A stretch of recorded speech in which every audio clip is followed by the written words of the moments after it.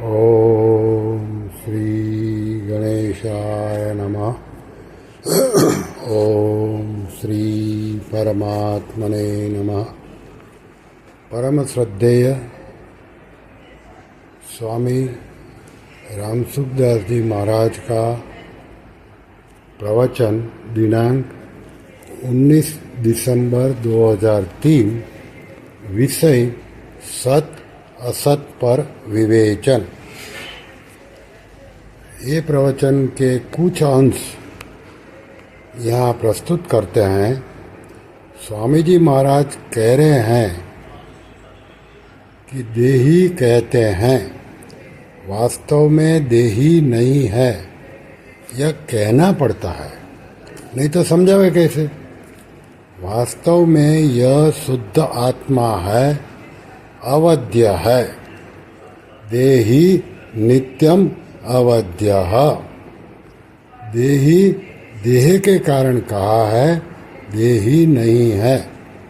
दूसरे अध्याय के 11वें से 30वें श्लोक तक नित्य अनित्य का ही वर्णन है, समझावे कैसे। इस वास्ते देही कह दिया। देह को अपनी मानता है। कोढ़ी आदमी अपने में कोढ़ मानता है, ऐसे मानता है ये देहाभिमानी। वास्तव में देह इसका स्वरूप नहीं है। असत से कभी संबंध हुआ ही नहीं, होगा ही नहीं, हो सकता ही नहीं। देही नित्यम अवध्यः। आत्मा का संबंध देह से कभी हो सकता ही नहीं। जैसे सूर्य का अंधकार से संबंध हो सकता ही नहीं। शरीर जन्मता मरता है, पर आत्मा युग युगांतर तक वैसा ही रहता है। यह ईश्वर का अंश है। ईश्वर अंश जीव अविनाशी, चेतन अमल सहज सुख राशि। और भाई बहनों को सोचना चाहिए कि यह माँ के पेट में बना है, यहीं पड़ा रह जाएगा और जला दिया जाएगा। इस बात से यह देही नहीं है, परंतु इसको कहने में कैसे समझावे। इस वास्ते कहा है, आप देह से बिल्कुल अलग है, नित्य हैं और सर्वगत हैं। शरीरस्थोपि। इसमें कर्तृत्व भोक्तृत्व है ही नहीं, मिटाना नहीं है। इसमें हो तो मिटाना, इसमें हो तो मिटावे। इसको स्वीकार ही न करे।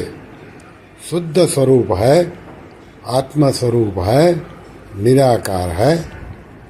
84 लाख योनियों में गया, कोई शरीर इसके साथ में रहा नहीं, न रहेगा, साथ रह सकता ही नहीं। प्रतिक्षण बदलता है। बालक हुआ, जवान हुआ, बूढ़ा हुआ। शरीरस्थोपि। कर्तृत्व भोक्तृत्व को स्वीकार ही न करें।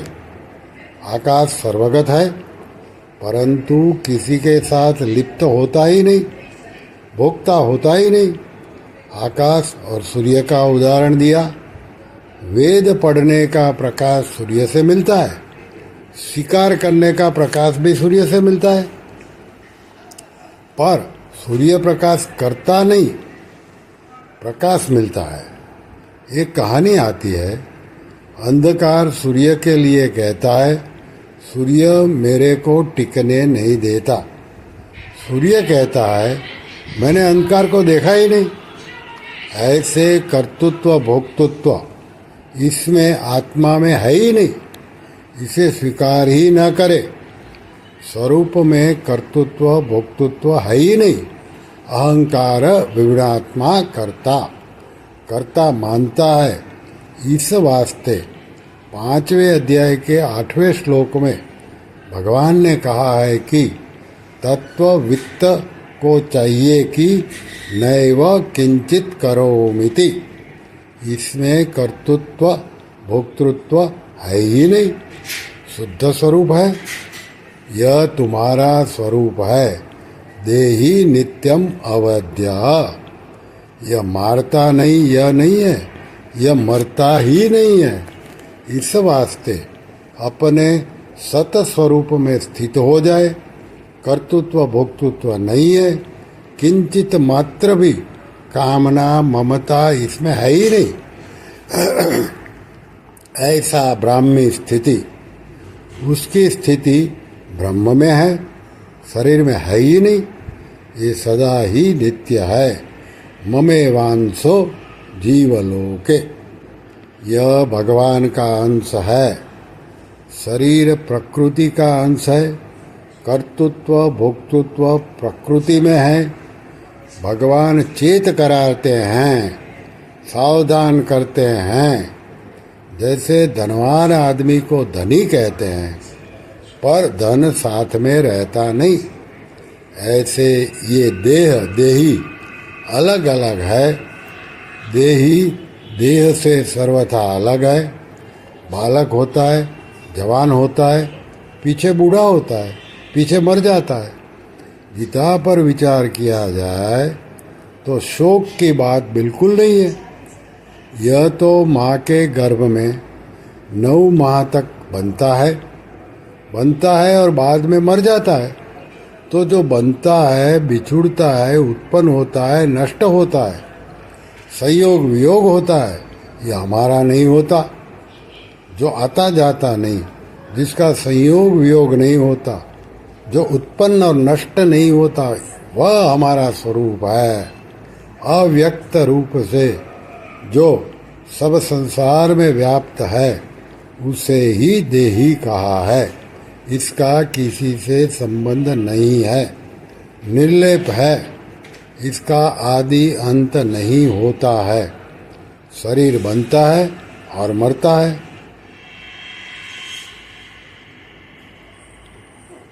ईश्वर का अंश है, ईश्वर नहीं कहा है।